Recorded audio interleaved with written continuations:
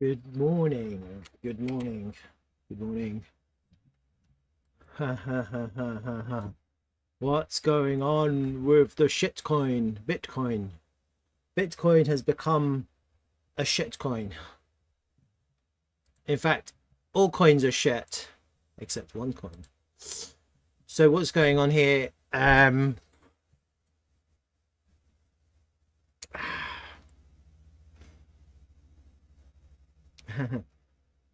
You want to know? It's not good. There's no love in the air. This is looking really, really bad. Hello, hello, hello. Good morning, good afternoon, good evening. It's 12, actually it's afternoon, 12, it's noon, 12:09 p.m. UK time. And I'm just gonna do a little bit of shitalysis. I call it shitalysis. Analysis, shittest. It's something to do with shit. Basically. The whole thing is shit, isn't it? Shit. Crypto is shit. But anyway, let's have a look. I think it's fair to say that we've topped. If anyone doesn't think we've topped, then I don't know what you're looking at, because to me that looks like a little bit of a top forming here, which is quite unusual because I've got my pi cycle top alert, and clearly pi cycle doesn't think we've topped yet.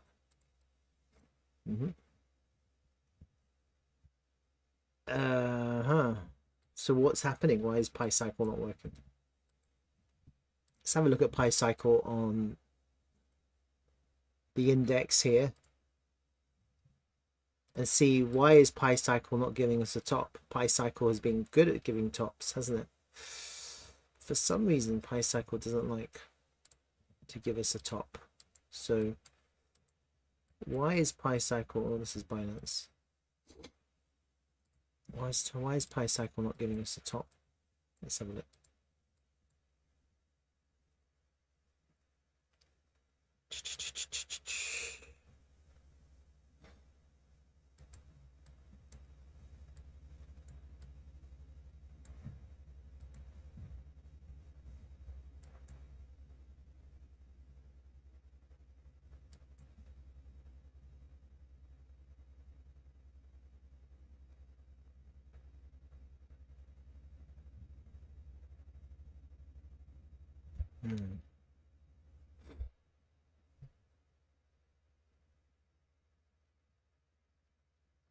So when you look at the previous move on pi cycle, it's quite interesting because the big move in the previous market, you look at it, you see that the price was trending above this red line. What is that red line?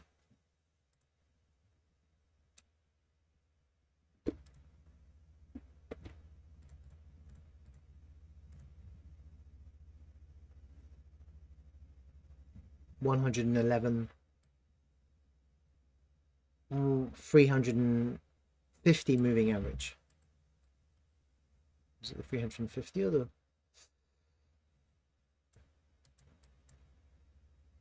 I'm not 100% actually. Let me just change it to see which one changes.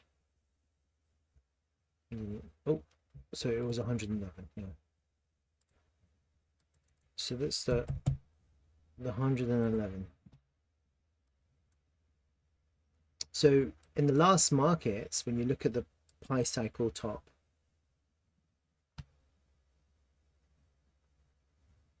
to get that kind of parabolic bullish price action, you need to be above it, don't you? The minute you lose it, it's shit until you reclaim it. And this market's been very different, hasn't it? Because it's trended until it got back above, until you lost it, until you got back above. Now we've lost it again. So we're in a situation now where we've lost that kind of that parabolic moving average from previous cycles. We look at them, we look at this kind of red moving average, and so moving averages are quite subjective, but the pi cycle top is pretty much called the top 4 times in a row, hasn't it? Top, top, top, top. Why hasn't the pi cycle top worked? Maybe because we haven't topped yet in terms of the cycle. So we're looking at cycles now, aren't we? And the only thing that makes sense to me is that the cycle hasn't topped, but this is a top. Yeah, this is clearly a top. It's a hard pill to swallow for people who are bullish, as I am. But you just have to accept it, huh? You can't just ignore it. You can't just ignore what we've just experienced, which is some kind of distribution. Now, my idea of a distribution was obviously not correct, but my idea of a distribution was correct. So I knew that we were distributing. I had it in my mind that we could probably go up like that. That's what I was thinking. I was thinking that, and it didn't happen. There was just no strength, and it was a really weak last push for a drop. I was thinking, if you look at my previous streams, that we'd clear the liquidity before we go down, but we haven't actually cleared the liquidity.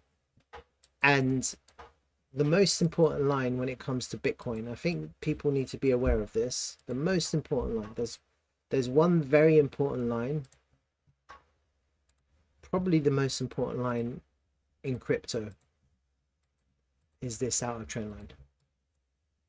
This is arguably the most important line at the moment in crypto, probably.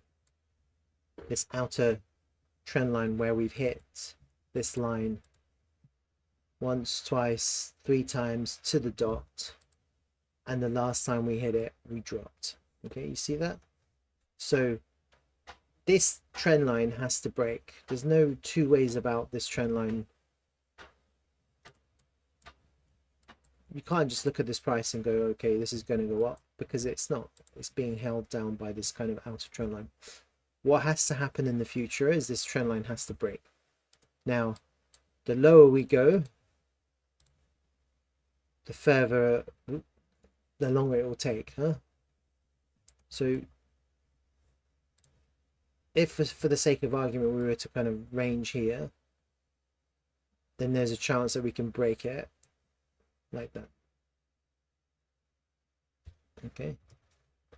If, however, we want to kind of go much lower, then the reality is the next time it pumps, you're back into that trend line. So it's not just going to break after a pump. You're not going to pump into a trend line and break. It just doesn't work like that. Yeah, you have to kind of build up to a trend line with volume to break it. You can't pump. You generally speaking, you don't pump into a trend line to break it. It doesn't work like that at all. Because that's where people will take profit. That's where people will look to short with some kind of confluence. So right now, that's the most important line. So you could actually just mark it off on your chart. So you can go, you can just call it, if you want to, most important line in crypto. If you really need a reminder, that's the most important line, I would say.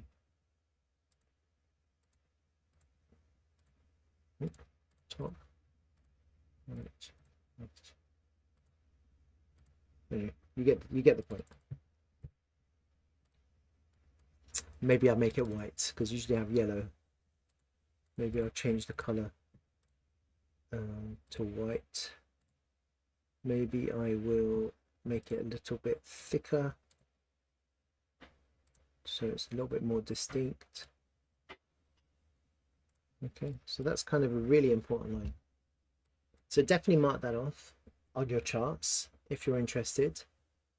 And if you're not looking to catch a falling knife, which you shouldn't be, no one should catch falling knives, even if the price pumps, don't chase the pump, because ultimately what we need to see is a break. We need to see a trend line break of this outer trend line. And so trading, yes, but if you're looking to accumulate, This is not the right place. Literally not the right place. We haven't had an actual test of the previous all-time high, so that's going to happen, isn't it? It's definitely going to happen. It doesn't really matter what happens here in this space. Now, crypto fear is at the lows, isn't it? And so naturally people are thinking to themselves, fear is low, let's buy. And I was saying that yesterday, you know, fear is low, you could buy. But how do you buy this? Back at 16, it was at oh, actually that was 20 yesterday, so that's actually dropped. Or has it? No, that was, let me see. 16.10, it was at 10 yesterday, so it's kind of come up a bit. It's weird that we've gone down and it's come up a bit, but it's at the lows. So arguably you could buy, but how do you buy? That's important. And I think a slow dollar cost average approach is probably the best strategy here, because this could take a little bit of time. Yeah. And the reason why you dollar cost average is because no one knows where this is gonna find support. No one knows what's gonna happen. No one can predict the future. I think if the price here can show us support,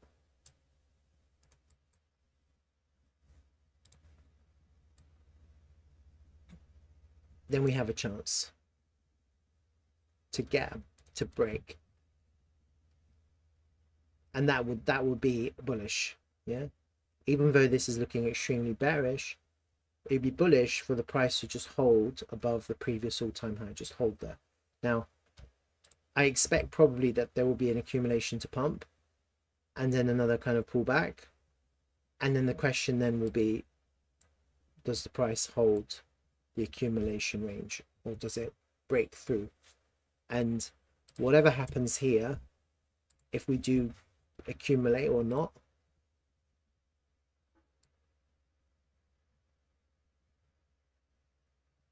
you're actually looking for more of a kind of low. You're actually looking for lower, aren't you? If we just get a little bounce, that's not accumulation. You kind of want to see accumulation. You don't want to just see a bounce. Okay, and so right now we've come to an area where the price could bounce, and that won't be bullish, because that will just go up to stop run for continuation. And so what you really want to see is a bit more of a range form, and then you want to see the range break up to give the price support. That's what you want to see. If we're going to bottom here, that's how it's going to happen, something like that. Yeah, if this is the bottom. Otherwise, and you can wait for that to play out, you don't have to rush into that. I think it's highly unlikely that we see a V-shaped recovery if people are thinking V, and we're certainly not going to see a V-shaped recovery without, in this context, you're not going to just V from here. That makes no sense. Yeah, this is the wrong place. At the very least, if we're going to see a V, we're going to see a V from there. If we're going to see a V-shaped recovery, that's where it's going to happen. Okay, if that's what people are thinking. I don't think that at all. But you know, shit happens. You know, anything can happen in crypto, so you have to kind of contemplate what could happen. And then the biggest problem that we have now is that we've lost this range. We've clearly lost it. The reason that we know that we've lost it is because yesterday there was the price found acceptance underneath the range low, and then it sold. The price sold off into that range low. So let me just pull up my range again.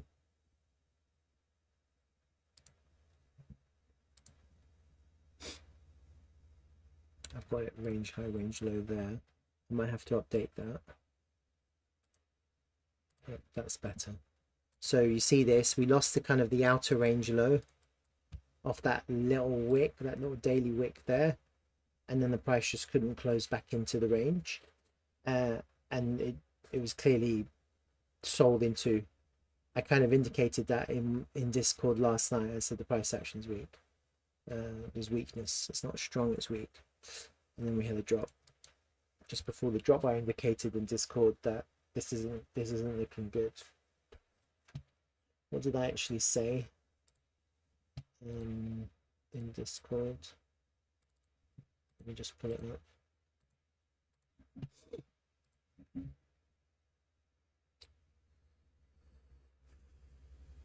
This that was this morning.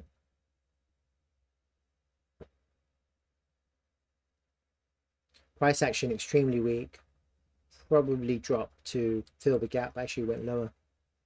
And I kind of put a chart of the gap. So the gap's now being filled. And so the gap that I was looking at was from the CME futures. So if you're not aware of that, it's good to be aware of these things.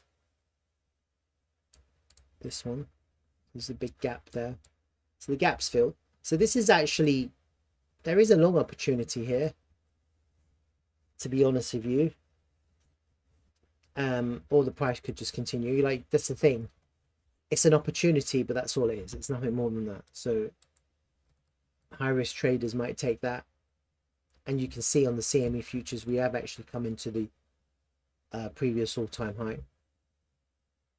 So high risk traders will take that with a tight invalidation, and then you could see a little kind of rally, little relief rally. It's possible, but that's not going to be bullish. It's just going to be like a stop run more than anything else. And so we've come there. We haven't come to the actual previous all-time high.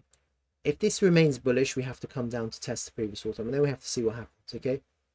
And what you want to see is large volume, large amounts of volume into the previous all-time high, and you just want to see it hold.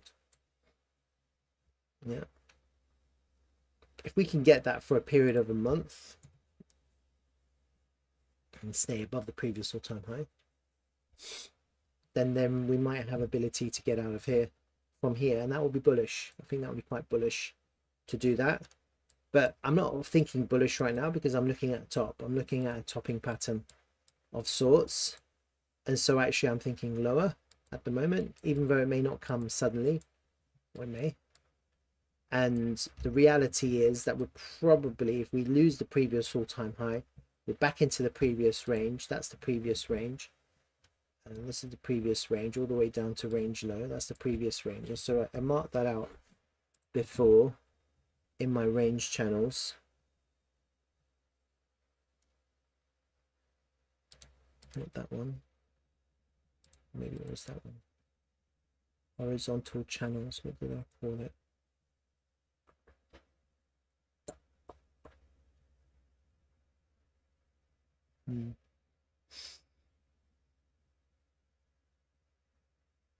Market channels. Nope. I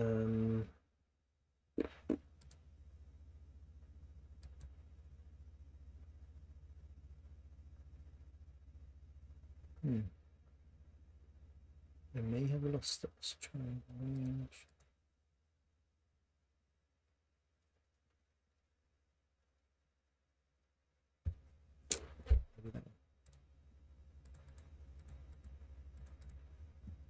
Channels.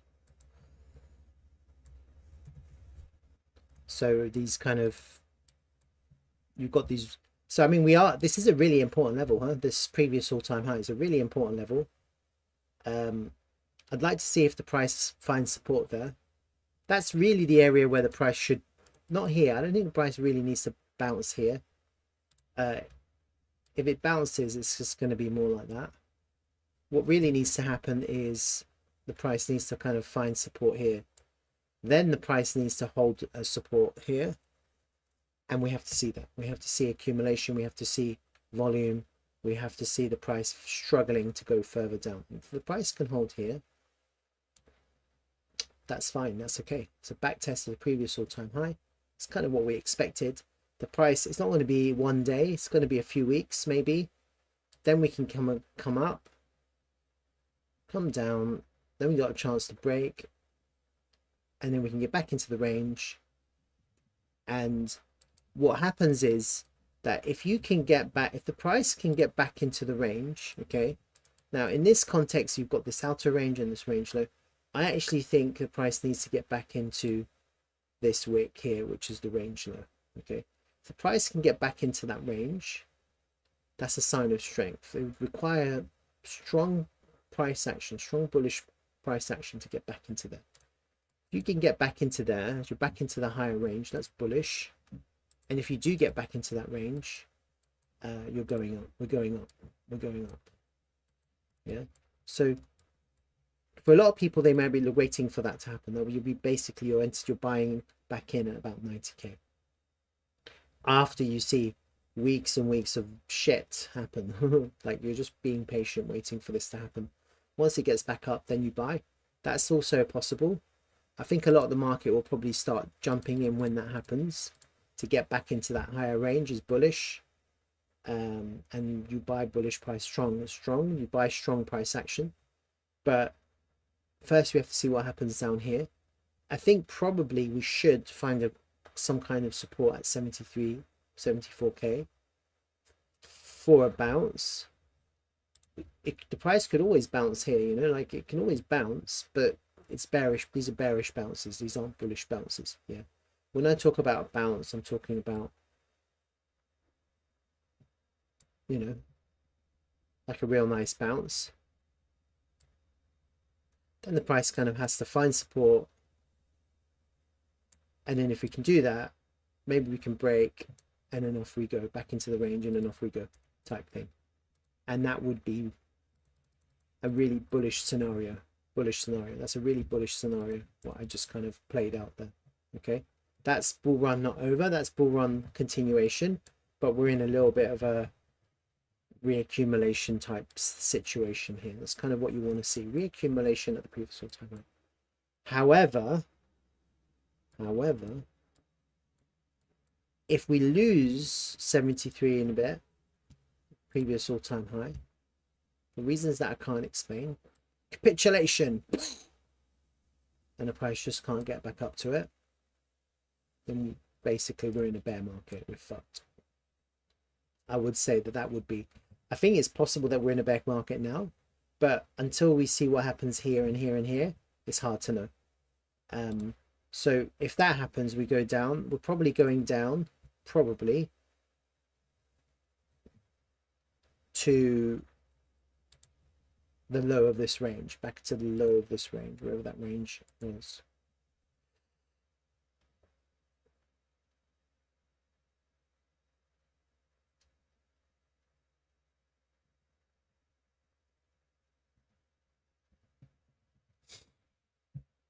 It's hard to imagine. It's hard to imagine though, because you have to get into the range first. You have to get into the value area. You have to get past the point of control. There's a lot of things that have to happen for that to happen. A price could come and bounce, you know, somewhere there off around 67k. Price can always bounce. And kind of the best areas are going to be areas of confluence. So in this context,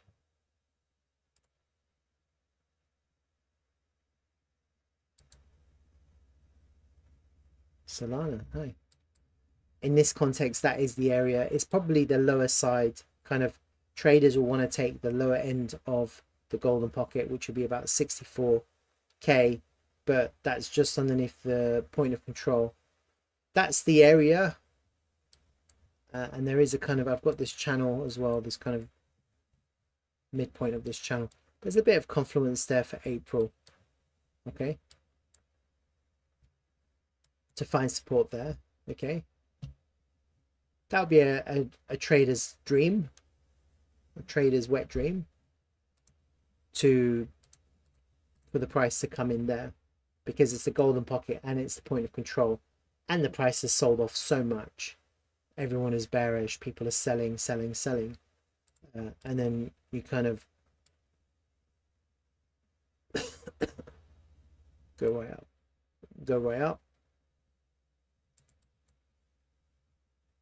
Again, this is a problem, because to become bullish again, you have to go find yourself back into that range, and if you find support here and pump, you're not just going to pump into a range.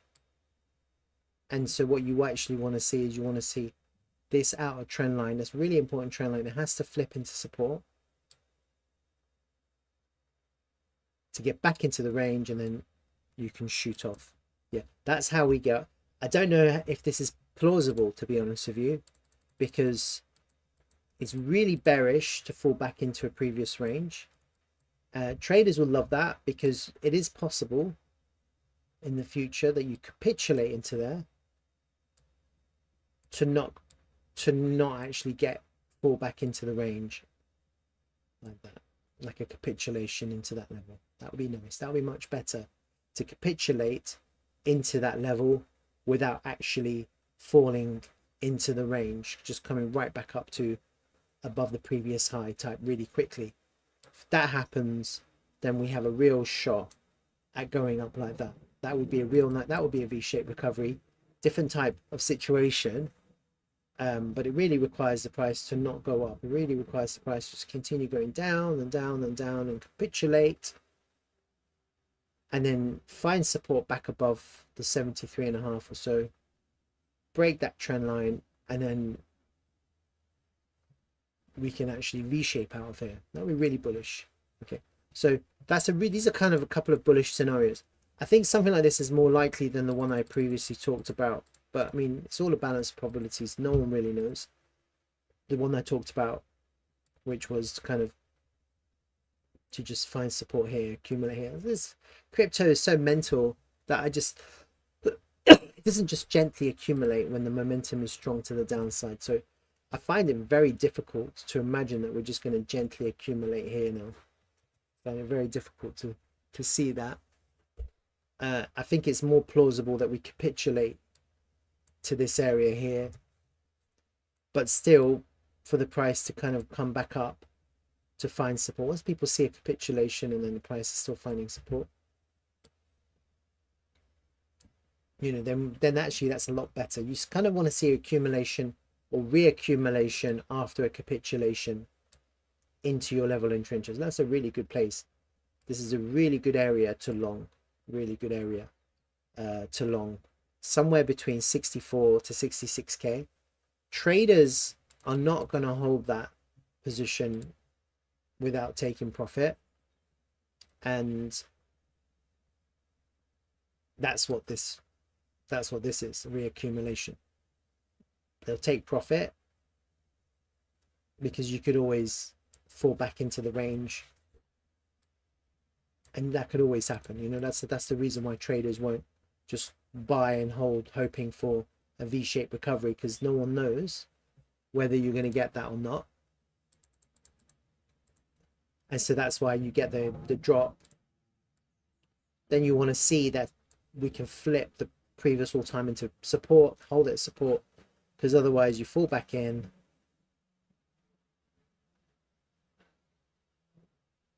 probably going down, you know, that kind of situation. Yeah, so it could just be ranging here, up down, not bullish, very bearish, flipping the previous all-time high into resistance, coming back into this downward trend line, and then just dropping again to lower. You know, fundamentally that's what happens. So there are ways that we can get up, there are ways that we cannot get up. There's lots of different ways that this can play out right now. Yeah, lots of different ways that this can play out. I'm not a soothsayer, I have no idea. I'm just looking like everyone else is. I'm seeing that the gap has filled. You can't buy that, even though it could go up. I do think it's like, this is the other thing. I do think it's possible, just because we have a monthly close today. Just looking at the monthly candle, because I like candles. I do think it's possible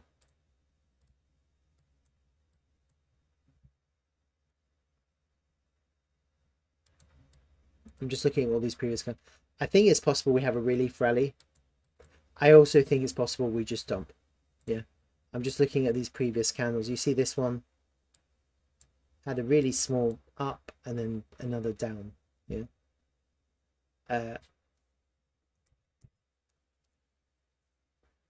It's possible we go up a little bit. And the extent of the up here, the extent of the up, if we are to go up now, like the beginning of next month, will be to roughly around 90k. Will be basically, that's your range. Where that's like, if a trader was going to start longing this, they're not going to take it more than the bottom of that previous month. That's basically the extent. Yeah. And the reality is, I don't know where this pivot's going to be put in. I don't know if we're going to go lower today, so I can't tell that. We have to see what happens at New York. You've got fibs. You know, at any one of these fibs, the price could reject. But I think the extent of a pullback for continuation to the downside, really bearish would be 382, 787k. Best case scenario, you go up to about 93, 94 golden pocket. Realistic scenario is 50, and then further down. And that's just the situation we're in right now. You know, we're not in a bullish situation. And we're at the top. We're pulling back. We've topped. In this context, we've topped.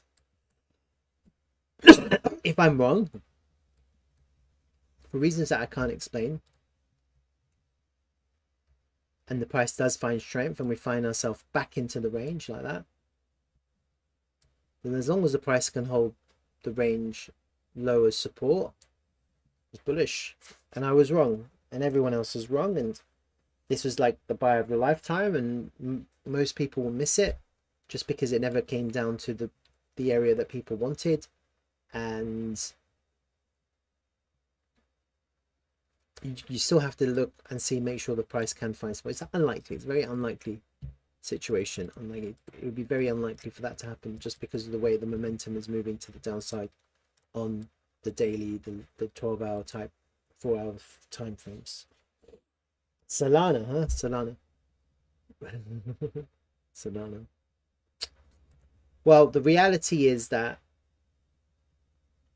there is a chance that as Bitcoin drops, altcoins will hold up against Bitcoin. There's a really good chance that can happen. Yeah. A lot of altcoins have already capitulated and dropped. So there is a good chance that as Bitcoin comes into like the previous all-time high, you're going to start seeing a little bit of strength on your altcoins. But the reality is, and this is the reality, a token like Solana could drop further because it's pumped so much. Yeah? It's just, no one can really say what's going to happen. I find it hard to imagine for that to happen with Solana, but it could. And so you just have to be aware of the possibilities. $133 is really cheap for a Solana token, to be honest with you. For a token that's probably going to be trading at $600-700 or more in the future, it's potentially a buy of an opportunity of a lifetime for a lot of people to start accumulating tokens like Solana. But look how much we've pumped. That's the problem. The problem with these tokens, you've pumped so much. You're still 685% up from your October 23rd starting point. Yeah. And what you have to bear in mind is that if people bought down here and they haven't taken profit, and now they're looking at the charts, they're thinking to themselves, oh, wait a minute, I bought at $23, it went up 1,500, 1,500%. Didn't take profit. Now I'm at 600%. I'm still in good profit. I'm just going to take profit. This is looking pretty shit. I don't really like this price action. I'm just going to take profit. Take some profit. So that's the problem. And I think that was wrong, because I think it was right to take profit at an all-time high. It's always the right place. The right place to take profit is always the all-time high. We hit it 2 times. Always the right place. There's just no exception. If you're in a position or in a trade and your token hits the all-time high, you have to take profit and don't hesitate. So if people didn't take profit, they're pretty dumb, because you can get pullbacks. One thing I like about Solana though, and so I just kind of want to go back to the Solana BTC chart. So Solana BTC, you have this anchored VWAP from the last bull market low, yeah, and we haven't hit it yet. It's there. And you can see in the past that we found resistance and we found support. See that? Support, resistance. We broke through. We haven't tested that anchored VWAP yet. Right. This one we've washed. We're washing through it. So this one is not holding. It doesn't look like it's holding. It looks like it's holding, but it's really not. It's just being washed. And so it's losing its kind of its power, so to speak. So the next time it goes up and comes back down, it's not going to hold. This is the one that I'm interested in. This previous bull market low. This anchored VWAP against Bitcoin. We haven't hit it since October 23. I think we should find support on that anchored VWAP, and it'd be nice if that actually the support corresponds with this 236 which I've drawn. Excuse me. It'd be nice if there's a little bit of confluence of where Solana BTC hits that anchored VWAP with some kind of fib, with some kind of range low. But really, no one knows, and no one really knows, because we are, if you kind of just, if I just take the whole range, the overall range,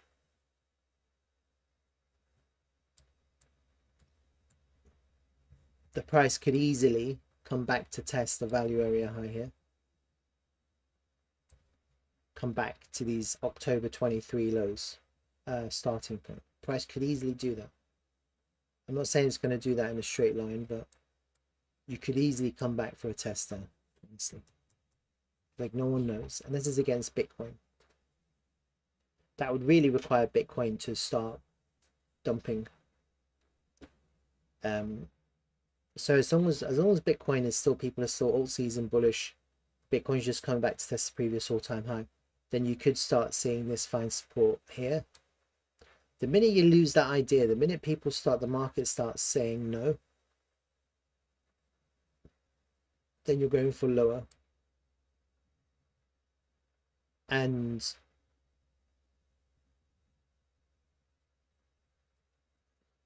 then you just don't know where this is going to find support. Can't tell.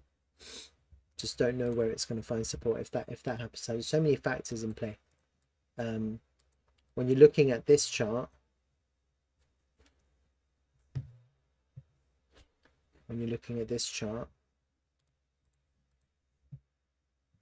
we haven't tested the value area high yet either.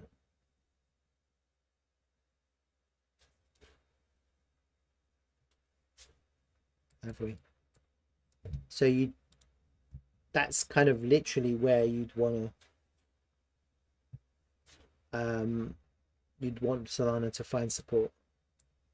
I see there. And the thing is, where is that? That's about $105, $100. Really, that's the level. I think in this context, take that low,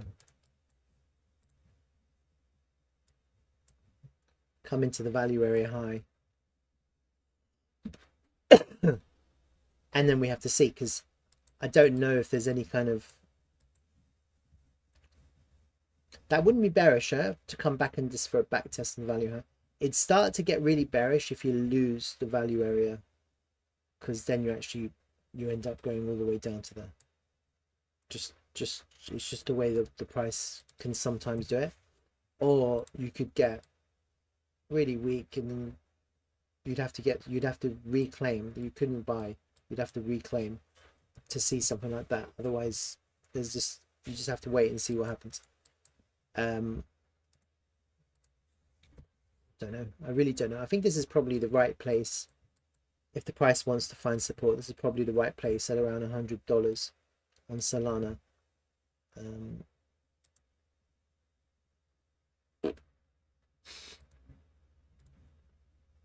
Just just checking some fibs out.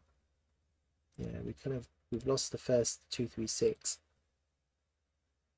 So from this last pivot here, that was the October 23, September 23 low to the all-time high there.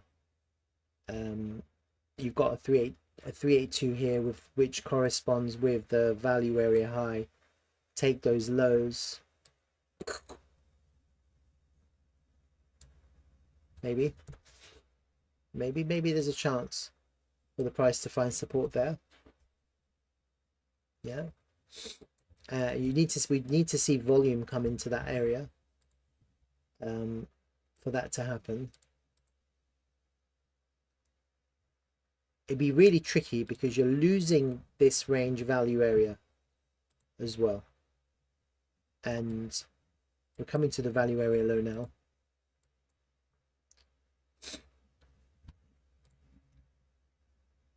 If you do get like a bounce, it could go up to reject, fall back down, and then that starts to look bearish. It starts to look bearish if that happens. And then what you'd want to see, if it comes all the way back to the low, what you really want to see after you get some kind of bounce is the price to kind of just find its way back into the value area, this previous range value area. Like, you know, like you don't want to kind of lose it after you reclaim it. You don't want to lose the level after you reclaim it. So we haven't even come to test that level, but really the level to test is lower at literally $100. That's really the area that that's the like the Solana golden buy, $100. Take these lows, got confluence there, value area high, and the 382 on a higher time frame. If you get a bounce, you want to kind of get back into the range. To do that, you have to go all the way back up to the point of control, and then you want to see the price kind of stay in the value area. If you can do that, then then Solana will have a nice chance of going right back up.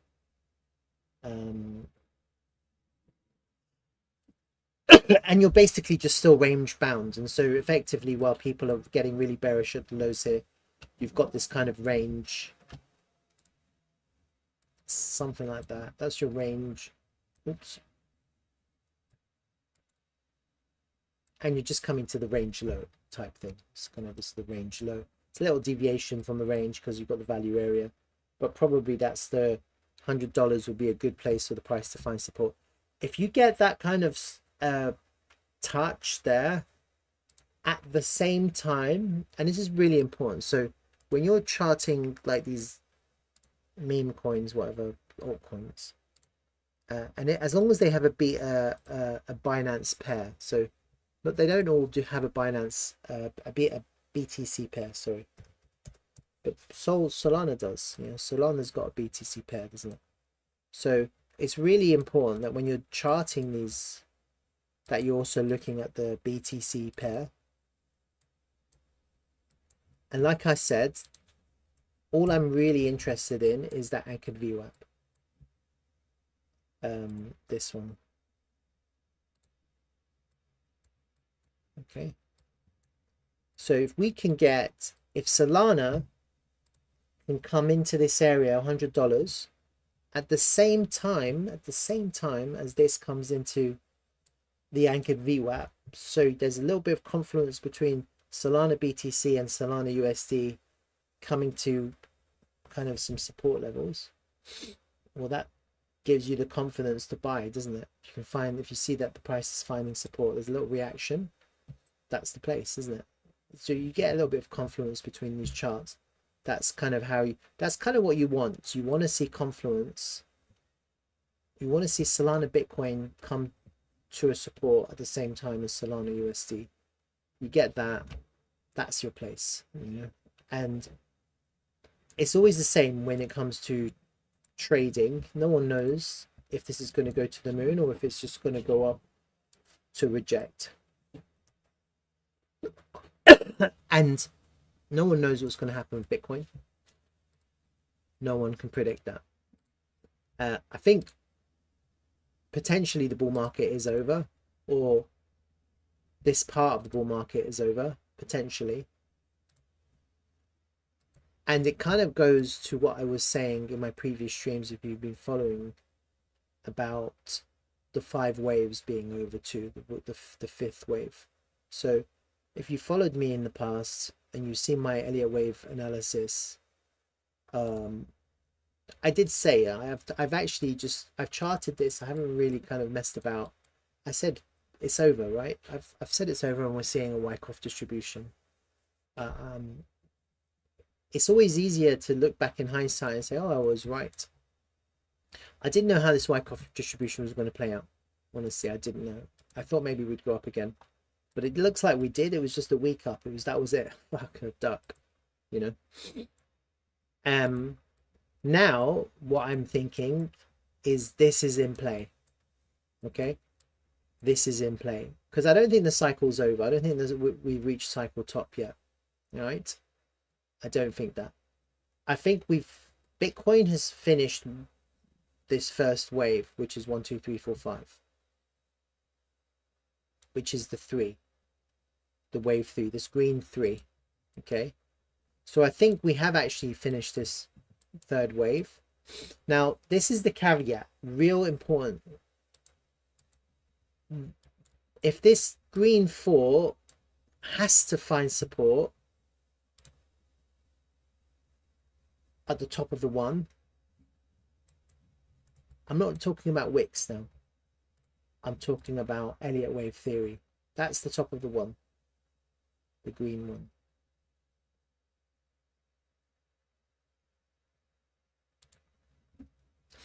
So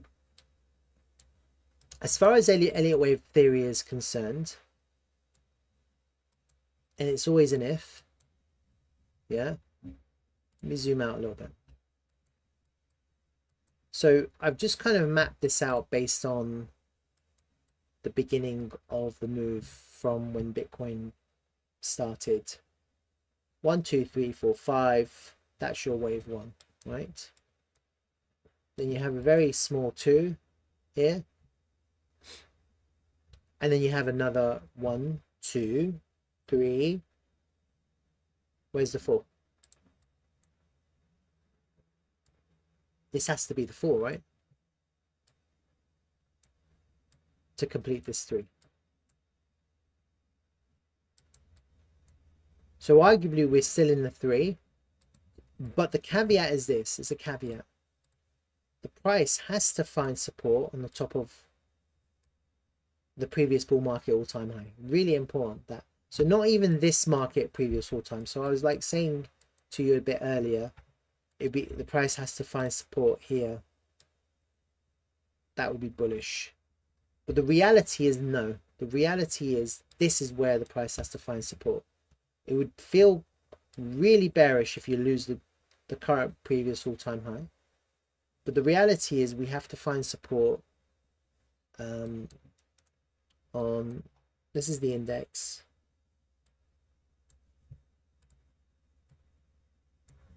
$69K, basically 69. That's the region. That's really important. If the price here finds the support here, then that would be this is your correction, isn't it? Now, right now, the way the candle's looking is looking highly unlikely because of the way it's dropping. But who knows? No one can predict that. That kind of brings me into my area of interest, doesn't it, now, of somewhere between 64 and 65. I don't care about wicks. Wicks for me, when it comes, this is a higher time frame. I don't care if the price wicks in. This is the weekly time frame. Underneath the previous, but I don't want the price to start closing on a higher time frame, on like a weekly time frame. This is the context right now. It's a weekly time frame underneath 69K. Okay, so I don't mind if the price wicks down, but I don't want the price to start closing underneath on a higher time frame underneath the previous bull market high. As long as that doesn't happen, we could easily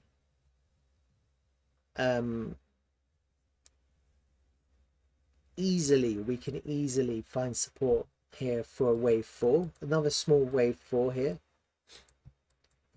for a 5 wave, really impulsive 5 wave, taking us all the way up to somewhere about 230k.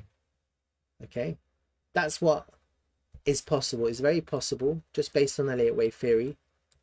Okay, the minute you start losing this area,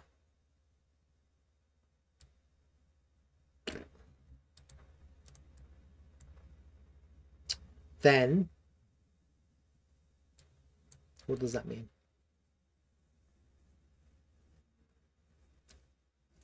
It could mean a few things, but it probably, in my imagination, it probably means this 5 wave move wasn't actually the right move type thing. Like, I'm just kind of theorizing. Yeah, it would mean, because then you'd be looking at a higher time frame corrective move like this.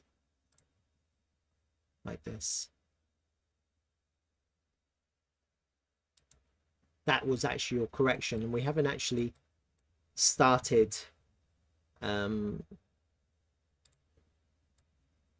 wave, the big wave. So this is all, you'd have to redraw everything basically. This whole thing wasn't even, it was just the whole thing was just some kind of corrective mover. If we actually start losing that level, because it invalidates the idea that I had of this, we need a wave 4 now to find support at the top of the 1.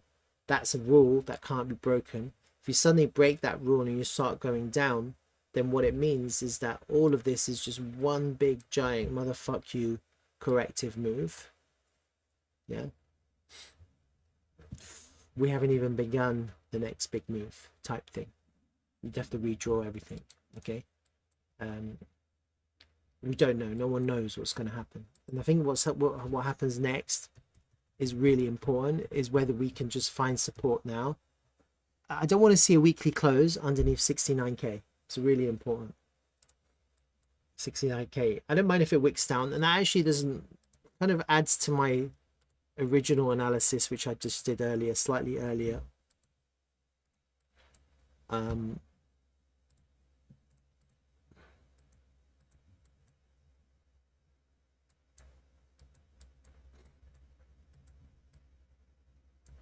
A good place for longs to come in.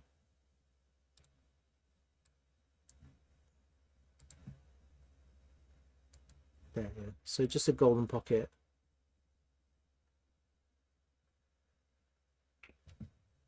Go up. Basically, from this pivot low,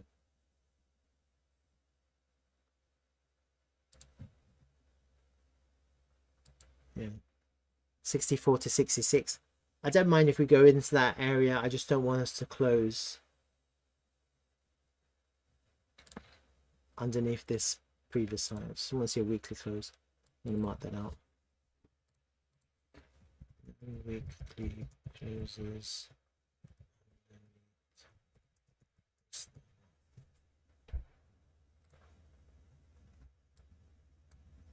Okay.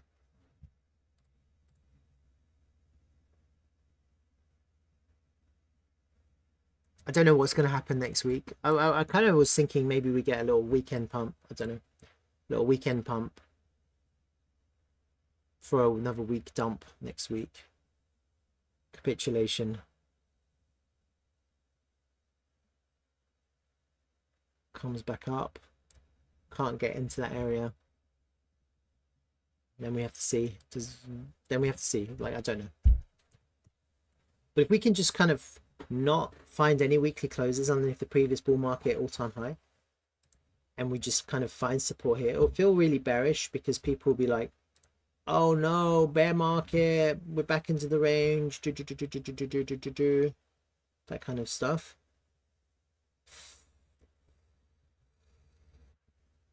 And you'll feel it too, you know. We're not just going to say it, we're going to feel it. We're going to be feeling like this game over. But you know, as far as Elliott wave theory is concerned, we have another wave. We have another wave to go. We have another 1, 2, 3, 4, 5. It's going to be a really big wave. Probably if we can find support here, 69k, and take us to 230k. And if I think we're probably like, if it in terms of my timing, I'm thinking end of April we bottom out, mid to the end of April. So this just needs to play out. If we can bottom out here,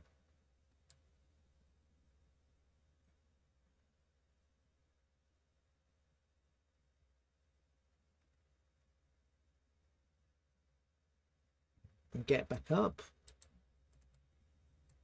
then you're going to start to see a summer rally, all-time highs, V-shaped recovery, consolidation above the previous high, and then pump, pump, pump, pump, pump. It would just be pumpy, pumpy. It would just pump, pump, pump, pump, pump. It would just be like that.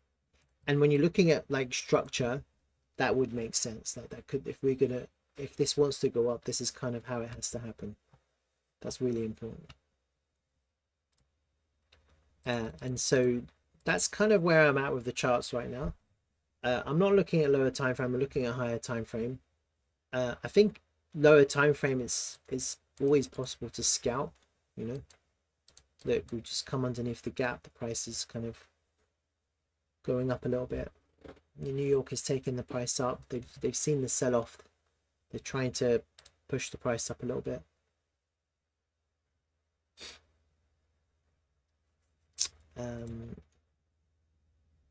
Still bearish, you know, like these candles, like it's a 12-hour, really bearish 12-hour candle.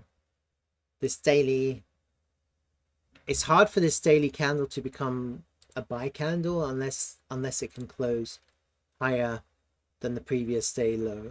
Yeah, that's kind of what's required. You'd have to have a really nice strong wick here by the previous day low. Then we could actually start seeing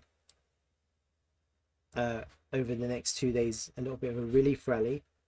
I think because the monthly's closing, it is possible that the weekend we just have a little kind of up, little kind of stop run, low volume stop run, up, just to kind of clean out a bunch of shorts who are just sat. If people are in shorts, they leave their shorts open over on Friday thinking that the price is going to go down over the weekend. They can all get stopped out over the weekend. Low volume market makers, buy, stop out all the late shorts, get everyone a little bit bullish, thinking, oh my god, all season, this is it, let's go, V-shaped recovery. And then Monday Asia session, sell, you know, type thing. So I think that's possible. So you just have to, Solana is saying, well, one will be mega and something. Well, look, at the moment it's not mega, is it? It's looking shit. At the moment it's looking pretty shit.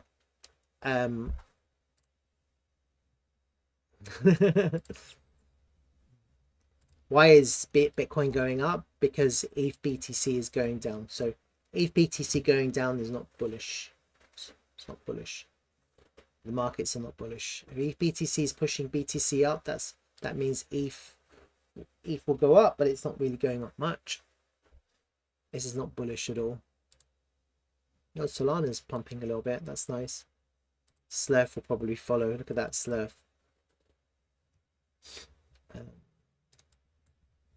Amazing, huh? I mean, Slurf and Solana.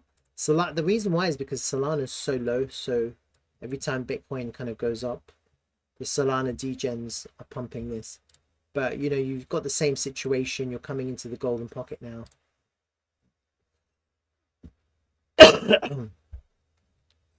I think I'd like to see a market structure change here for a higher low, which we haven't seen yet. Before I kind of like think about Solana to change, I'd like to see it to go up.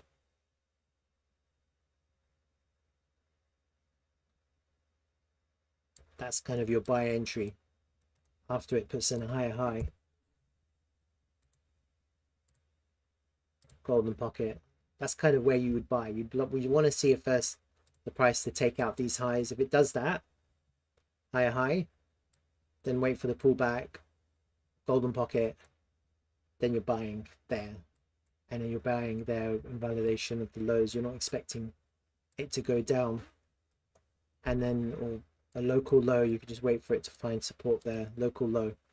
And then you've got market structure change. And then that would be what you're looking for on Solana.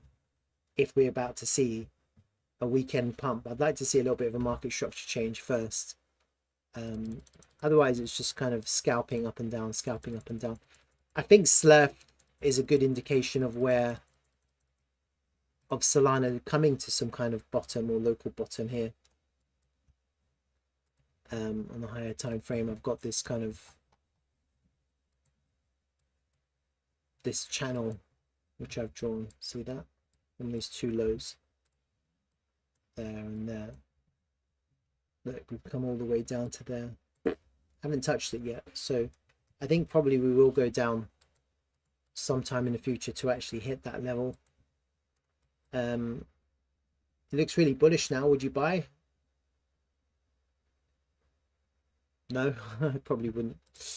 I'd just wait for the daily time frame to close. I like to wait. I like to wait for the daily when there's uncertainty, when I'm not sure. I like to wait for the daily to close and see where the daily lands first, and let the kind of price action happen, let the kind of the volatility happen, and then see where the daily closes. But it's a tricky one because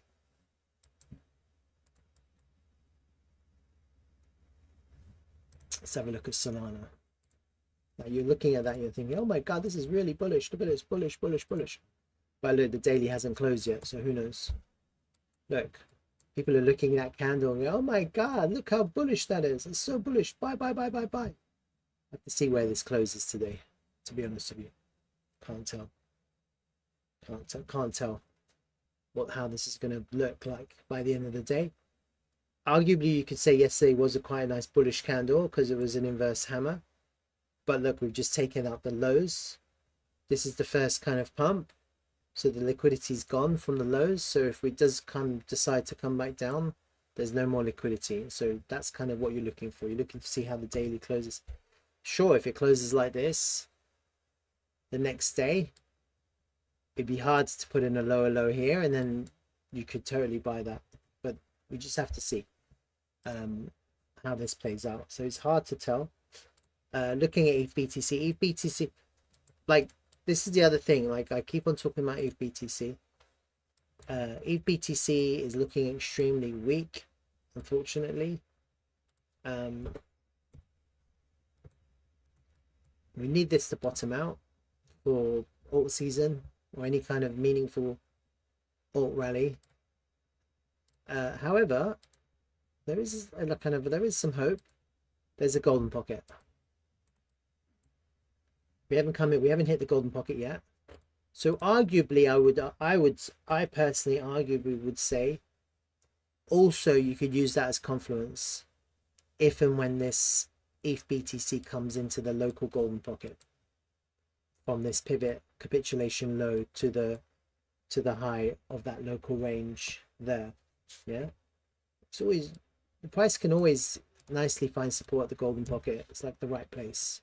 So you see if BTC coming to the golden pocket, that can add to your analysis for confluence on your altcoins and see where your altcoins are, and see where BTC is as well. So right now, look, we just kind of lost the lows of this range.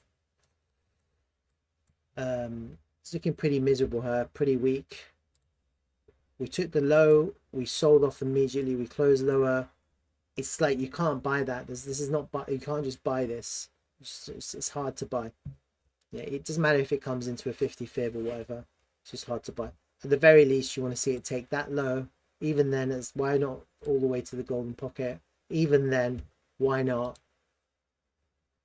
some kind of local market structure change? You know, like, there's so many things that you could wait for before kind of entering, deciding this is good. It's just, it's not looking good right now. So even if you get these little bounces, little pumps, It's a hard one. BTC's going up. I'm in a couple of longs. I took profit earlier on.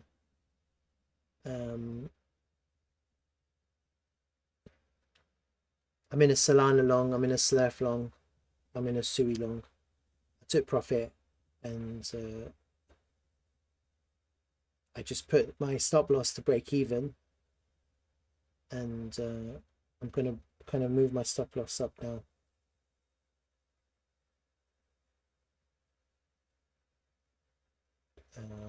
Slurf as well. I could have just held out and not taken so much profit, but I wasn't sure, so I wasn't 100%. So when you're not 100%, you kind of have to protect your trade.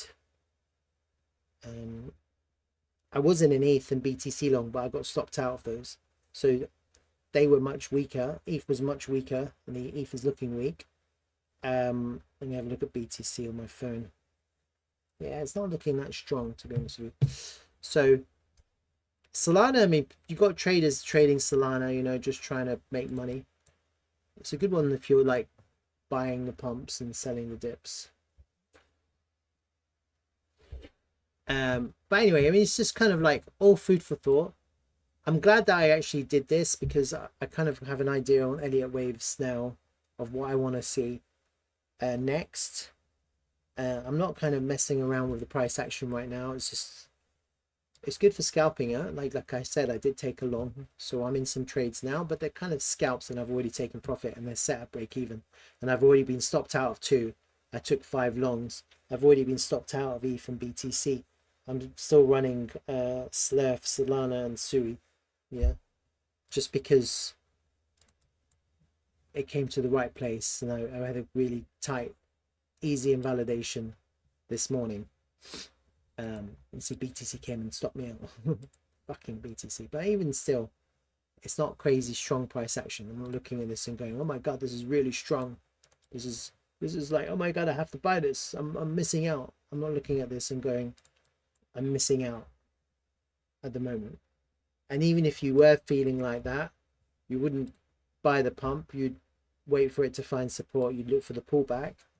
So you'd have to wait for it to go up, to come back down, find support to go up. You know, like that's kind of what you're looking for. You're not, because otherwise you're just gambling. You just don't know. No one really knows what's going to happen. Yeah, it's a lot easier to know when the price is doing this, because you have a kind of little failed auction of the lows. It's a lot easier to know, and then you have a little invalidation. But when it's kind of up there, it's hard to know. No one really knows. Anyway, that's kind of my BTC analysis. I'll probably cut that up and put that in the video. There's lots of options when it comes to Bitcoin. Lots of options. I think because the monthly candle is closing, it is the weekend. It is possible that we have a stop run this weekend, low volume stop run, and just take out the stops. And it kind of coincides with that image that I shared yesterday's stream, which I just found on the internet, on X. Some guy's idea, which I just cut and paste. This is a weekly time frame. So his idea was that you have this kind of weekly drop. So he's got these these moving averages. Why did I make it purple? It doesn't really matter. Got this weekly drop underneath this blue one. What's that blue moving average again? What does it say? 12. It's an EMA 20 and 50. The blue one's let me just change that to, so it's the same color, so there's no confusion. He's basically, he was saying something like this, a copy of that. So I'm just contemplating it. That's a weekly time frame candle. There's no wick on this one, to be honest with you. I can't see a wick there. Which, if you do get like a stop run, you could go up, stop people out, and then fall all the way back down for a no wick candle. I don't know. Or the stop run could happen next week. I don't know. Like, no one really knows. But based on his idea, next week it does go up to the EMA 20, which is that blue line. for a capitulation type move down to this EMA 50. Again, I think traders are looking for 64, 65, 66. So it's much lower than where this guy's got that level. And then I don't want to see a close, a weekly close underneath 69, which is the previous bull market all-time high. So I don't mind wicks on the higher time frame. I don't want to see a close. So there is possible, you know, in my timings as well. And so like I've been talking about timings, and I'm not really using this chart Bitcoin to work out the timings. Actually, I'm using another chart to work out the timings, just because the timings have been so good on that chart. Even though right now when you look at the chart, it looks like death, TRVL. And I've got these really nice fib times from the launch to the first significant all-time low to the first significant pump. This 618 put in an all-time low there. The 1-to-1 put in a pivot high there. The 1.618 put in another low. The 1-to-2 put in the high. And then you've got the 2.618, which is somewhere mid-April to late April there. So just because this token has been really nice with timings of ups and downs, I am wondering, I don't know if it's going to be there, and I'm not really focused on this token anymore, but I do keep an eye on it because the timings have been nice, and there is a confluence of time. So it isn't just the 2.618, it's also the 1-to-2 of this pivot from there to there to there. Where's there? Let me draw it quickly on a weekly time frame. Yeah, so 1-to-2.618. It's the 1-to-1.618. So you have the from here to here to here. That's the 1.618, and then from the launch to there to there, that's the 2.618. So there's confluence of time. And so I am like thinking to myself, that's when this token bottoms, which is probably when everything bottoms. And surprisingly enough, I mean, I should have been using this more of a guidance. If I am now more, I mean, I do, but it's always easier looking back. But this has been giving us the bottoms and the tops of the market very nicely. So you see that was December, November, December. I think probably April, and then you've got another kind of all the way up to July, end of July, and then you've got a big one at the end of the year in December. So I don't know how this is going to play out, because again, these intermediary ones, you could imagine if you pump all the way up there for a top and then you have another, you know, like, you never know. No one really knows. It's hard for people to see the future, and so, but in terms of time, that's, for me, that's quite important. I'm keeping an eye on that. There's a few people here. Nice to have you. Welcome. If you haven't seen my stream before, you're welcome. I don't tell people what's going to happen. I have ideas of what could happen up and down. I give people possibilities of the future. Not financial advice. It's all entertainment, really. I'm generally speaking, I can be bullish or bearish. Sometimes I can be bullish, sometimes I can be bearish. And I'll say that, but I'm not telling people to buy or sell. You have to do that for your, make up your own minds, whether you do that or not. That's, you have to incorporate that into your own trading ideas. And if you use me as a signal, fine. If you've been following my streams, you know that I've been talking about a Wyckoff distribution here for weeks. And I've been talking about the fifth wave being complete. So this was going to happen. It's just that I was thinking we'd have a bit more of a liquidation. And so it's more bearish. If you can't even get that, and it's more bearish. Right now, the most important thing is that trend line if you're just looking for a good time and place to enter, you're not really looking to mess around in the shenanigans that's about to happen in the next few weeks or months, couple of months, then just wait for that trend line to break. Yeah, and you don't have to worry about where this bottoms out. Yeah, if I'm right, and we're going to find support on the previous all-time high here, that means we're coming down to here, we're not closing underneath there, and a good entry will be these lows here. For a trade, no closes underneath this line, and who cares what happens here, because ultimately if the price wants to go up, we're going to need to see this outer trend line to break. We're going to need to find support somewhere, and then we're going to need to see the price continue. And once you see that,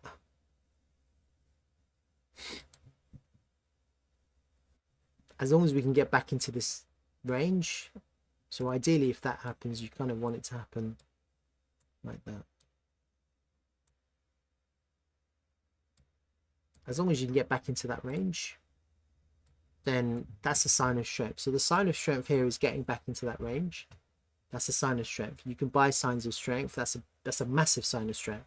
That would require a lot of strength. You won't get in at the lows here. You'll be getting in higher up, but then you're looking for much higher. So you're not too worried.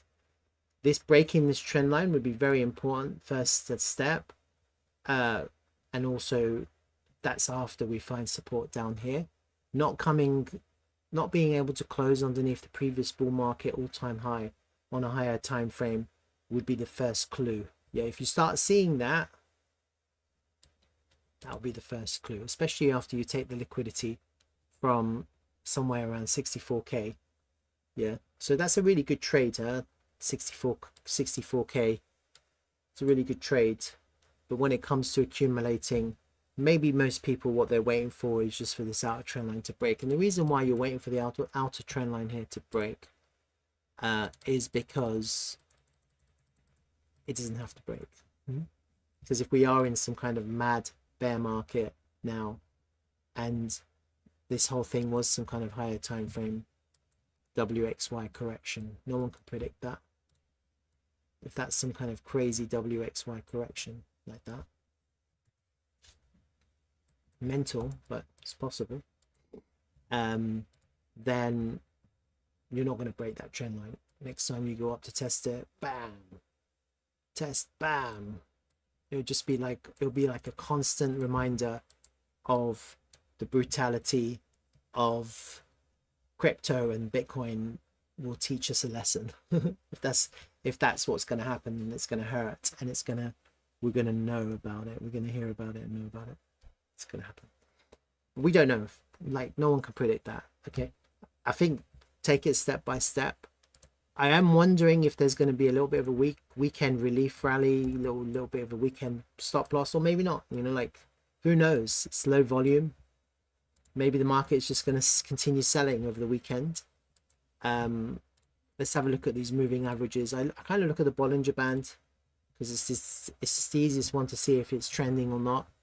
Because you've got the band. If it's in the lower part of the band, and it's trending down, isn't it? Underneath the midpoint. You can look at the different time fractals, time candles. You can see that it's trending down on the 2-hour time frame. It's trending down on the 4-hour time frame. You can see we've just broken down from the 12-hour time frame. These are trending. This is trending. It's trending. We're now trending down daily. Look at that. 3-day. Look, we've just dropped down. Yeah.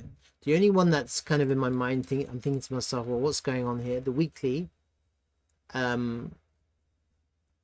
is still trending up, but we've lost the midpoint, so it's not strong. No reaction, so there's no continuation.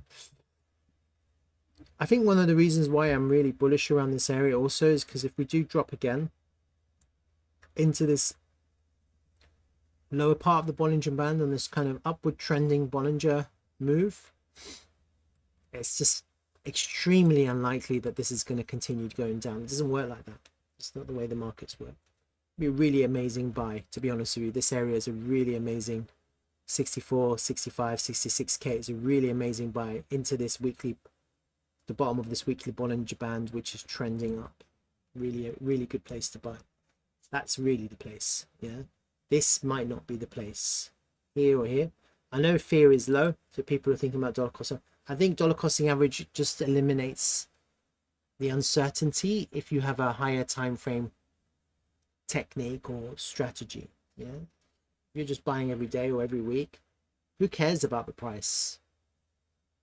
Yeah, who cares? Who cares? You don't care about the price because you're averaging in over a higher time frame. No one doesn't. You don't really care, do you? But at the end of the day, you will win. Yeah. But if you're looking for the best entry and you're looking for the most amazing entry, then probably, like I said, that's kind of what we're looking. That's kind of going to be your best entry. It's going to be the golden pocket. Look, golden pocket. Take that wick here. 65k, 64, 65k. Best entry in this context. Really, really good place to buy. Just underneath the point of control here.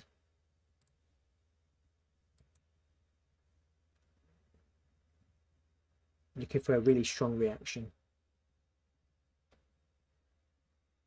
64k is his price. If Bitcoin drops another 16%, MSTR will be, welcome Timothy, will be at a total loss of all its Bitcoin plus 8 billion in debt. Fuck MSTR. Fuck them. Well, we're heading for 64k. That's my buy price. His sell price is my buy price. His liquidation point is my buy. How's that? You like that? But that's the best place. It's the best place to buy. So I mean, you arguably, if that's his buy price, then he actually is already in the best price.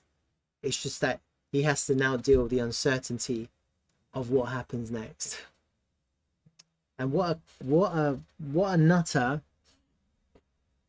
buying Bitcoin at 97k just before it dumps. What a nutter. Why would he do that? Why would you do that? Now I don't even know how he's buying it. Is he buying limit orders? Is he market buying? Like, what the fuck? What the fuck's wrong with that guy? Yeah. I don't know if he's helping the market by doing that, to be honest with you. It's really I think what he's been doing has been actually really unhelpful. He is causing people to buy at higher prices, but the volatility and the instability of Bitcoin doesn't give people confidence, really. So anyway, right now Bitcoin is reacting in a corrective manner. This is corrective. This is all corrective.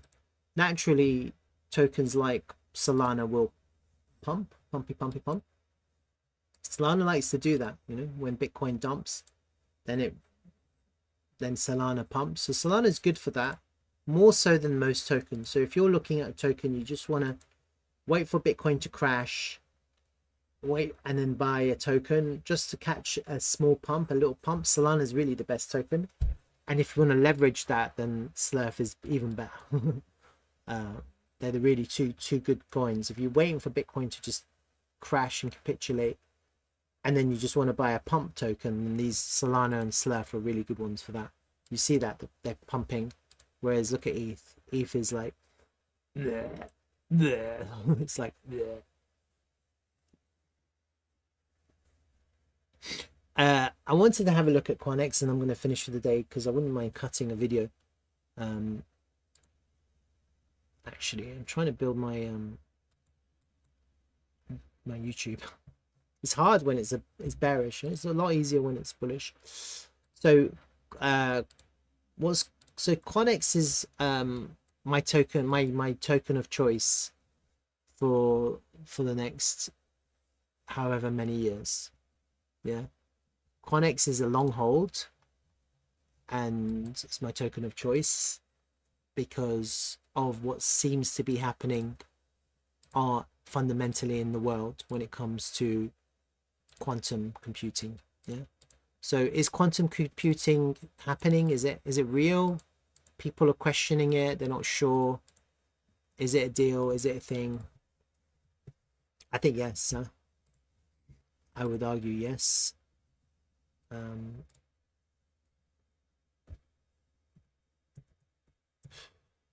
I saw a post today, QANX, not QANX, is it QANX? You go on X and just have a look at quantum. There's a lot of stuff there's like there's so much stuff coming out. Look, bankers, quantum computing is a threat to Bitcoin. Oh, that's January. I've heard from a few people that quantum computing is showing real promise. This is like top news. But there's a lot of stuff coming out on quantum. I think I saw something today. Let me see if I can find it. I normally bookmark these things. And I didn't do it. So annoying. I think it was another institution just released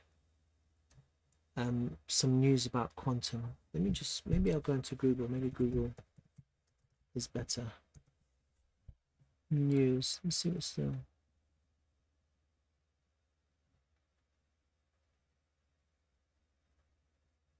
Oh yeah, Amazon. It was Amazon. Look, see that? What the fuck? Amazon unveils Ocelot, its first quantum computing chip.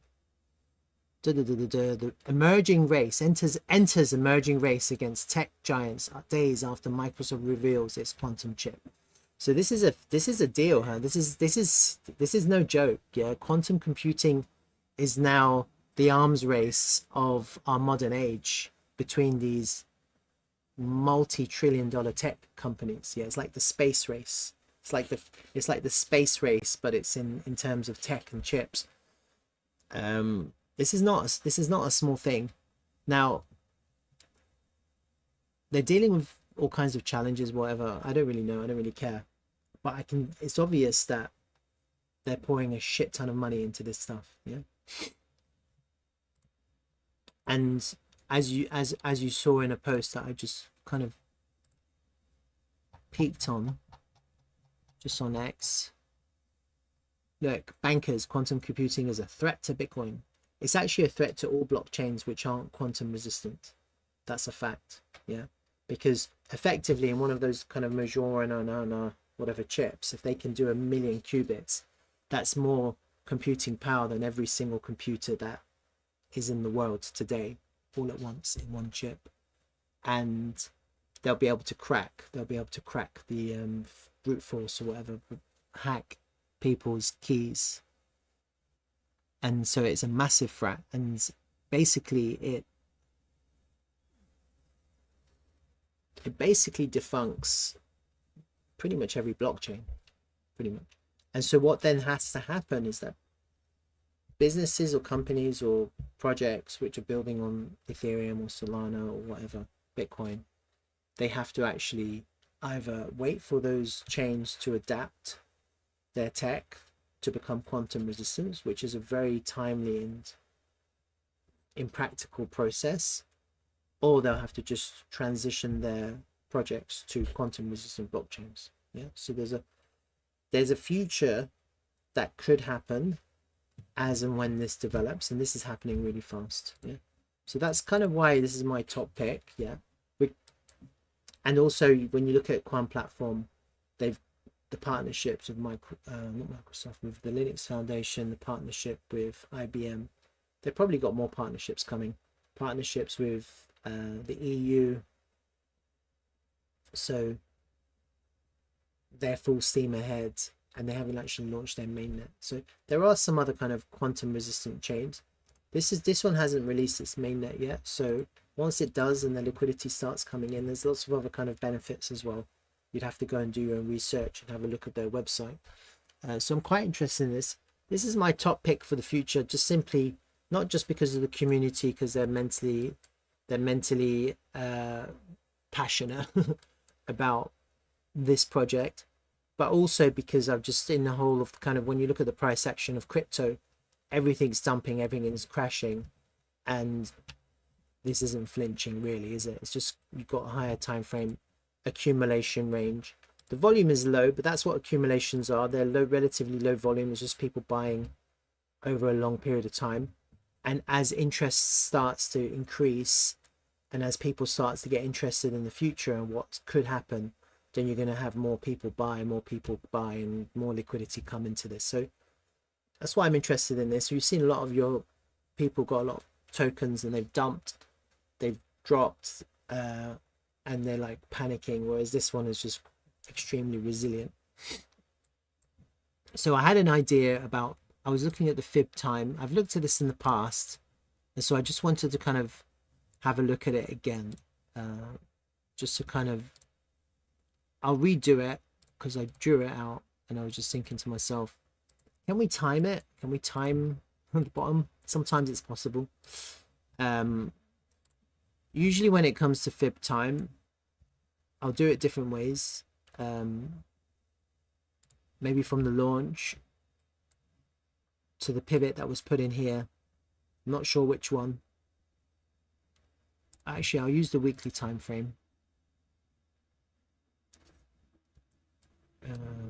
Give me a second, Solana. I'm going to ask you. Let me just finish this. I won't be long.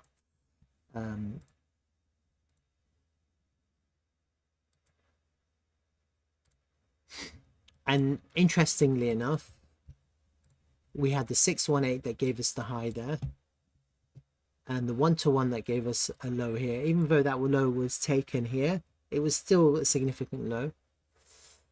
And we're coming to the 1.618 very soon. See that? Basically next week. Now these time periods are they're zones. They're not exact dates. Yeah, they're time areas. So we are coming to a very important pivot. Time pivot. And then after that, the next one is July. Then obviously this just continues. But because I'm interested in this, because I can clearly see that this the 618 and the 1-to-1 gave us pivots. Yeah. So I do wonder if we're going to put in a pivot here. I do wonder if sometime at the beginning of March we do put in a pivot here, just based on this time pivot. So that's kind of what I'm thinking. It could coincide with the mainnet. So I'm just kind of, that's why I was saying possibly the mainnet could be as a time pivot. I don't know. It's just speculation, isn't it? But it's quite interesting. Now the other way you can do this is, let me see. You could just take these kind of 3 pivots that already existed, like that. And you see, you do that, and that is quite interestingly, the 618 from here to there, the 618 gave us this high as well, didn't it? Interesting, huh? Interesting how fib time works.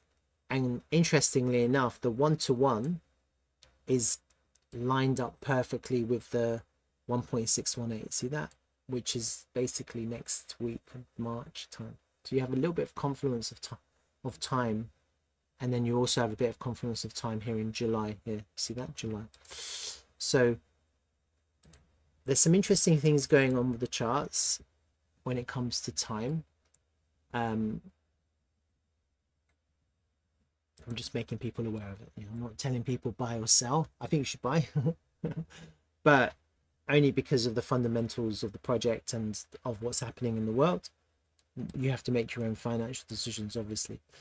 I do wonder if we do put in a pivot high here with this time pivot. And then the other question is, well, where's the low? When's the low? Because in my mind, I've got a low on some other tokens somewhere in April. And so if you just take this pivot to say that one, excuse me, you've got a 1-to-1 here. It's basically the end of April. Okay. Again, with the 618. So we're kind of coiling up. Time is coiling up. You can see that, can't you? Time is coiling, as is the price. The price is coiling too. Kind of the end of April. for a 1-to-1 off this move. So there's, because I've got April, the end of April, mid to the end of April on some other things, I do wonder if that's going to become a relevant time pivot, and I do wonder if this mainnet is going to be have a relevant time pivot too. So there's a lot of things that are on my mind when it comes to fib time. And then as you can see, there's massive confluence of time here in July, and so that's a big kind of time zone when it comes to fib time. So I'm quite interested to see what happens. I did kind of brush something out, extremely speculative,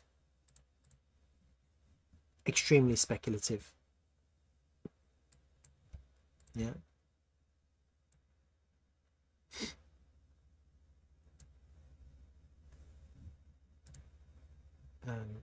Again, not financial advice, extremely speculative. And again, I don't, that, who knows what can happen, I am wondering if we are doing some kind of corrective like that, for another corrective like that, just to kind of ride up these lows higher. It will look like it will look bearish because it will be very similar. You'll feel like you're losing this channel, but just to kind of put in a higher low here on time again. Time is really important. So again, I'm just thinking about possibly towards the end of April, if we put in a pivot here, like that, something like that. That's what I'm thinking at the moment. I wouldn't mind for us to go up to hit that monthly level, just to kind of clear the liquidity from that level, test the value area high, and then come all the way back down to the point of control on the following this trend line on time, for the markets to bottom out completely, Bitcoin to start pumping, and then we could get a mega pump to the end of July, or to mid July or something like that. It's kind of what I'm thinking at the moment. Breakout and pump type thing. Not financial advice, it's just food for thought. Sometimes I'm right, sometimes I'm right. I know a lot of people are interested in what I have to say about QANX. It's just an idea. So it'd be nice if it happened though. It'd be nice if we did go up, did that happen on time, come down. If we were able to not, I don't really want to see us capitulate, to be honest with you. I would like us to just go down here, another test of the point of control, test this trend line, just put in another high. I'd like that. Like that, for me, that would be perfect. And then just to be at the end of April, where everything, I think, could potentially bottom out. And then when Bitcoin starts to show some life and show some strength potentially, then maybe we can actually have a really nice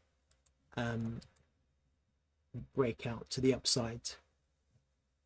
There's no reason why that can't happen.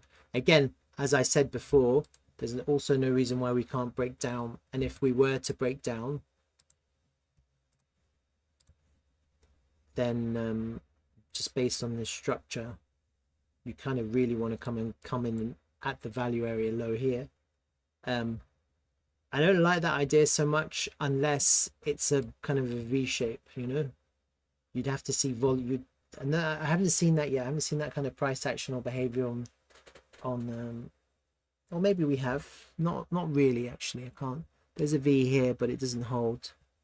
None of these V's hold their neckline, and so it's more accumulation in this range than a V-shaped recovery. But if you were to go down there, you kind of really want to then just go straight up in that kind of sense. But at the moment we're range locked, and at the moment, like Bitcoin was showing weakness last night. Let's have a look. Can you see weakness there? Bitcoin's showing weakness. Do you see weakness there? 6% down, right back up. Not really. Don't really see much weakness. I'm not really seeing much weakness. And actually, when I was looking at the order books, I was seeing that there's much more buyers than sellers. So I think this is, for me, this is the top pick. If anyone is watching my videos and they're interested, I think just go and do your research, have a look. Don't take my word for it. Go to their website, Quant Platform.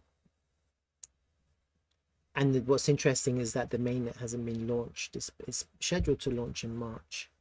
And there's a lot of good things here.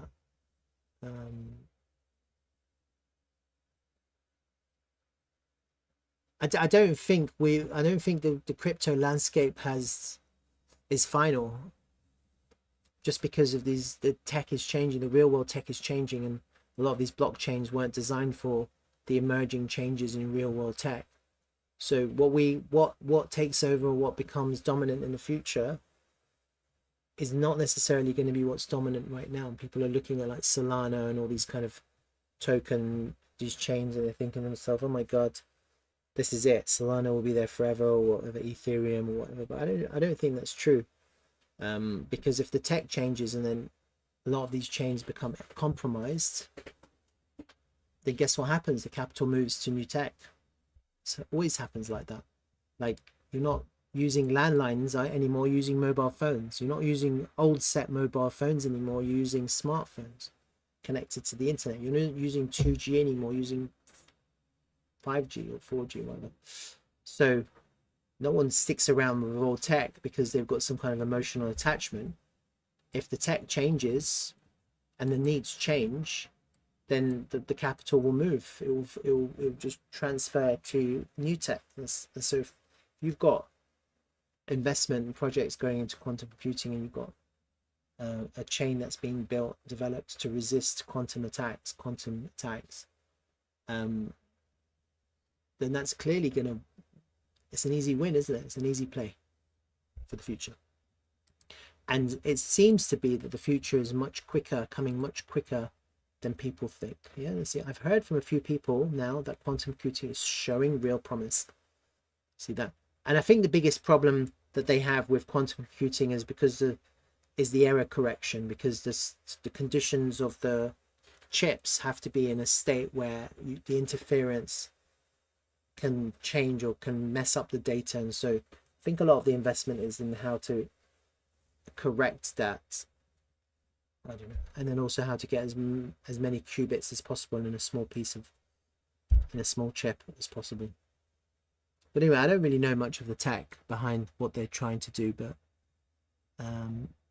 there's a lot of stuff that you can read up on, and it's not like you don't trade this token, you buy and hold, and you just wait for the investment the capital to come in. When it does, it'll come onto the spotlight. Then you're going to get like big exchanges pick it up, start trading it, and then it's going to be like the next whatever, Solana, whatever, tradable token on big exchanges, whatever. It'd be amazing though if that happened and we got to there. But at the moment the charts are showing real nice accumulation range, really nice strong price action when Bitcoin is crashing. We're not seeing that here. It is coming down a little bit, but that's normal. All right, that's my QANX. Solana is asking, how about BTC dominance? I think I don't really look at BTC's dominance anymore because you can't chart it so well. It's not really adhering to charting norms. There's no liquidity to be taken, so it's, it is respecting relative certain ratios. Like, look, BTC dominance peaked 3 weeks ago at there, but what can you do with that information? What do you do? Do you buy? Do you sell? Who knows? It has been just grinding up after it's come above this channel, above the golden pocket, back into the range. Honestly, until we see a breakdown here, like a real breakdown, we're not going to see alt season. And it may require BTC dominance to actually go higher, huh? May require BTC dominance to actually go, at the very least, to the top of this range, or even up to the top, to take out that top pivot before it drops. Like, who knows? It's not really an easy one to kind of chart and trade. Yeah, So I don't really know. I think we're going up, we're grinding up. You can see that we had one chance to break down here and it didn't work. See that? That was our chance. Excuse me. Some people say that this is the moment because we've had a swing failure and we're rejecting. But look, Bitcoin's crashing. So what's the moment? There's no moment, is there? Bitcoin's crashing. Bitcoin dominance has had a swing failure or failed auction or whatever, and our altcoins are still shit. so don't know, can't really tell. That's why I'm always looking at ETH BTC, because with ETH BTC you have an actual tradable chart, so you can actually see value transferring to and fro to tokens, which reflects the market. This reflects the market. This is people buying and selling ETH into BTC and vice versa. And that's why I look at this more than anything else, because if the market is buying ETH, selling BTC and buying ETH, this is going to show it. And if that's happening, it means the markets want to go up or are going up. It means alt season, basically. Yeah. So, or alts are showing strength. That's why I'm more interested in this, because this is actually reflecting humans doing stuff, whereas with Bitcoin dominance,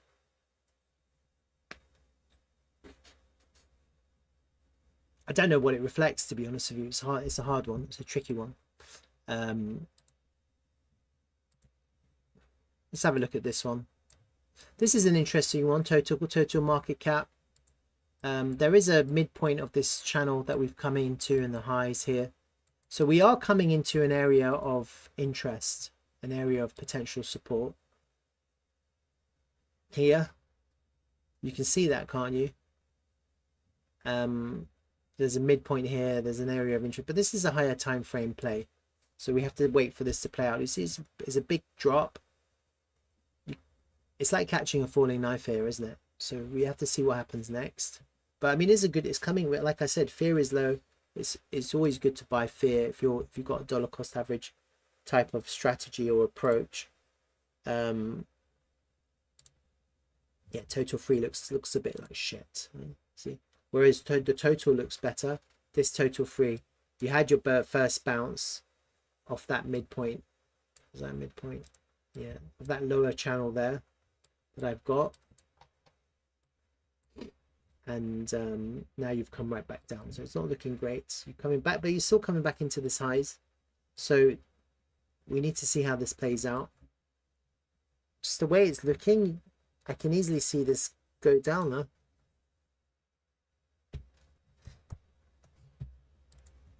I don't necessarily think that I can. I mean, we'd have to see for this to go up now, you'd have to see the price get back up off these lows. Now, if that happens, then fine. Then it's fine. It's okay. You just didn't catch the absolute low. It's not a big deal. Not too bothered about that. But you're just looking for signs of strength, signs of reversal, signs of bottoming, signs which are going to give you confidence. Look, Bitcoin is kind of going up. Look, 81.3. Look at that, grinding up. Even Ether, it's all kind of grindy, uppy. Slurp and Solana are slowing down.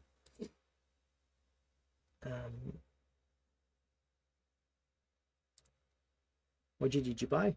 Did you buy ETH?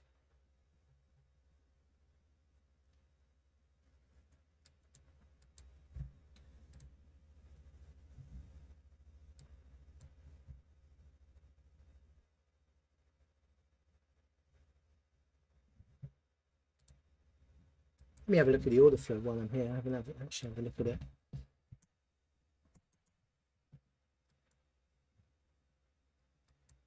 Big short just entered there. What was it? Oh, big long entered there. Look at that big long. It's quite bearish, huh? Big long just got absorbed. So there's a little bit of bearish divergence forming there. I would like to see bullish divergence as well. Like, I'm not seeing it. So it doesn't really, I'm not really interested if I don't see bullish divergence, because I don't think the market is buying if you don't see bullish divergences.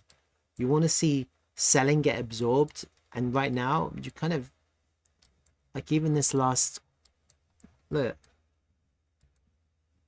the CVD went up, the price is, the highs are lower. It's kind of a little bit bearish here, I feel. That's a big long that just entered there, huh? And the price is just absorbed. So I don't think this is quite bullish, to be honest with you. I'm not really looking at this and going, oh my god, I have to buy. Like, I'm desperate to buy Bitcoin at these prices, just because I see the market isn't really showing me that it's interested. The New York, the point of control is at the highs there. We have actually come above the VWAP, but we haven't tested it. So you'd want to see the VWAP tested. You'd want to see the daily open tested. You know, where's the daily open? Let's have a look. The daily open is much higher. So we're above the VWAP. That's generally bullish.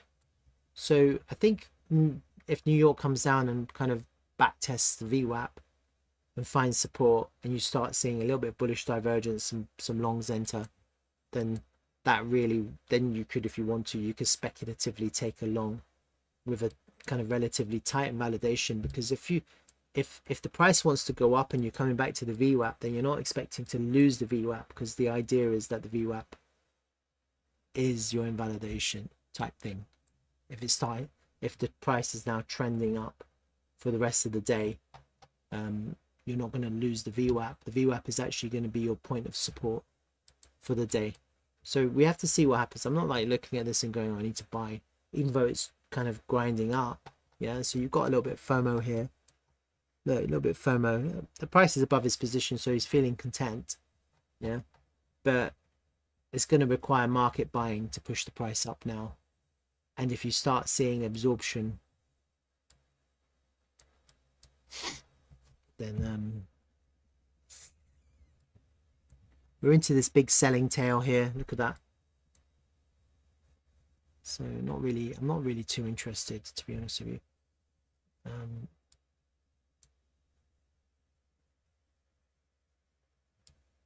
not feeling FOMO. I'd like to see what the daily close is, and I'd like to see a monthly close, and then we'll have to see. All right, I'm gonna sign off, log off. Thanks for joining me, as always. Always happy to have you guys join me. I know you take time out to watch some random person online do a bit of charting.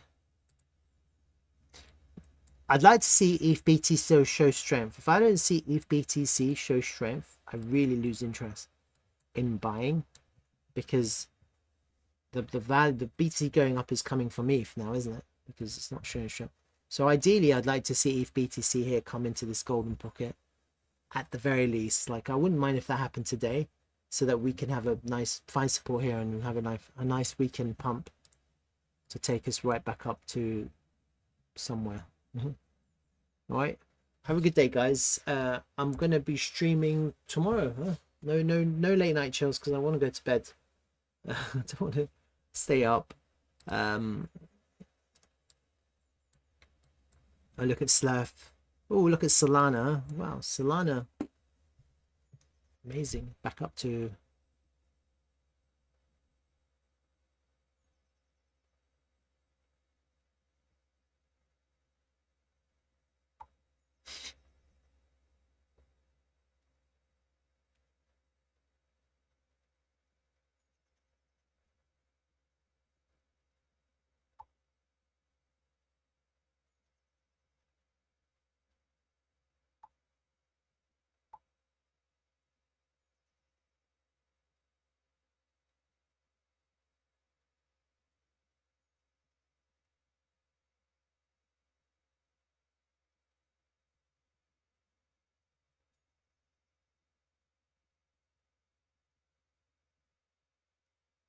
all right, guys, thanks for joining me.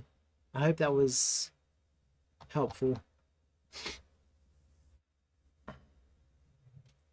Probably not.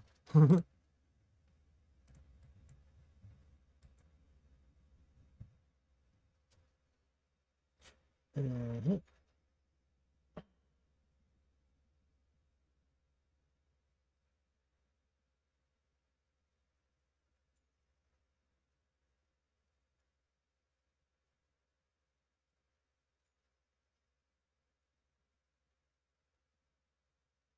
Slider's coming into the point of control here, so I'm probably going to just close my positions or just ride my stop a little bit higher.